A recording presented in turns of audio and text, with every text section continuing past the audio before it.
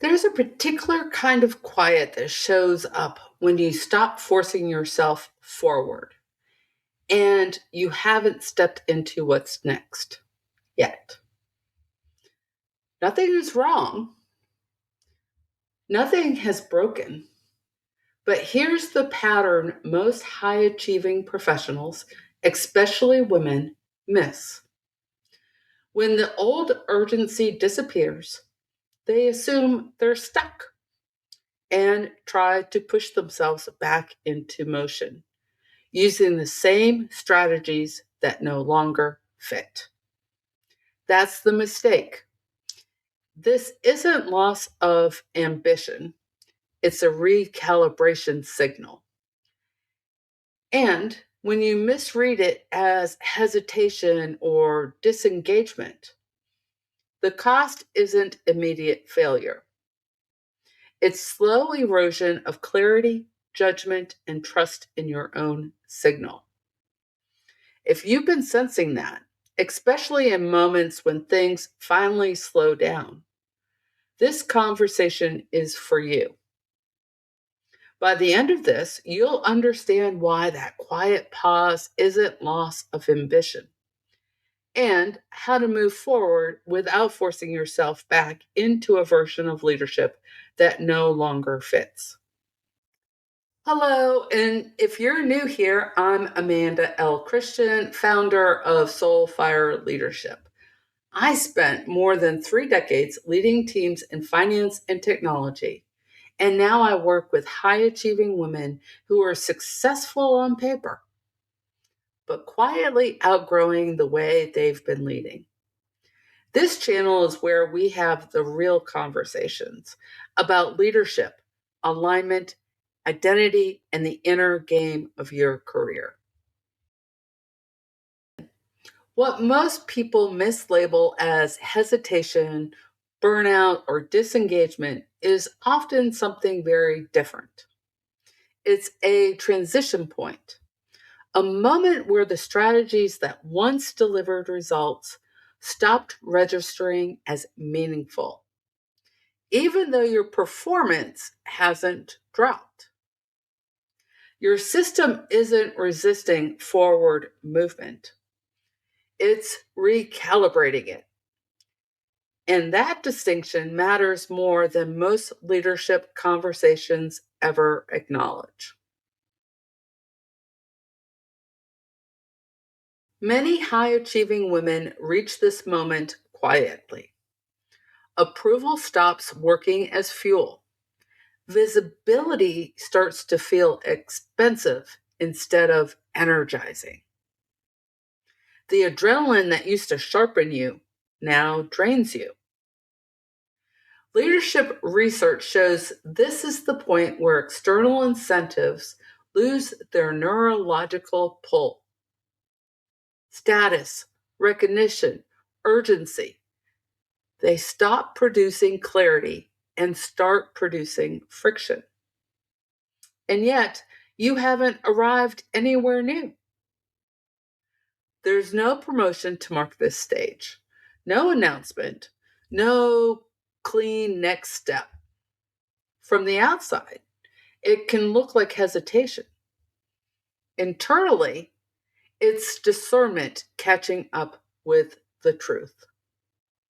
This isn't indecision, it's recalibration.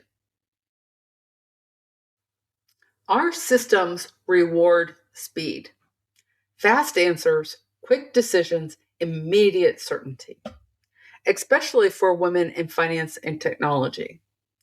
There's an unspoken expectation to be flawless and fast, collaborative and decisive, visible, but never too visible.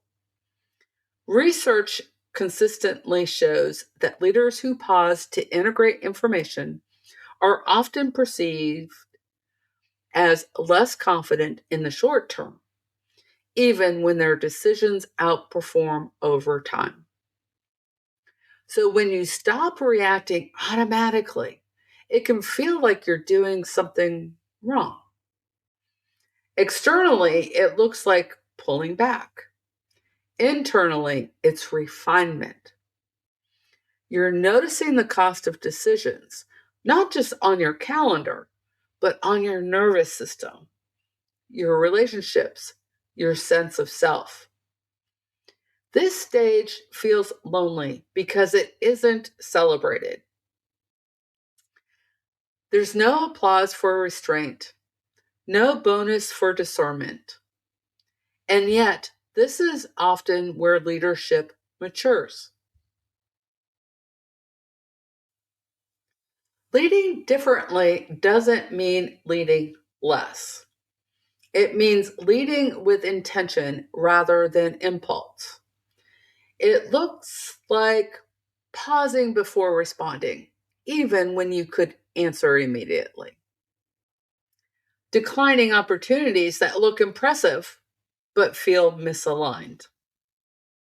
Choosing clarity over consensus.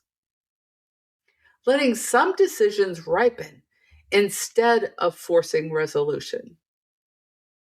Neuroscience shows that this pacing restores access to higher order judgment, intuition, and ethical reasoning, capacities that disappear under constant urgency. At senior levels, this shift rarely means doing less. It means making fewer, higher quality decisions that carry further and require less downstream repair. Leadership doesn't disappear here, it becomes more precise. After more than 3 decades leading teams in finance and technology, I've watched this moment arrive again and again, often right after someone reaches the level they thought they would finally feel like arrival. The women who ignore it keep performing.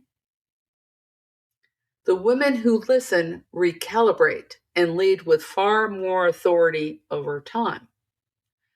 The difference is subtle at first and profound later.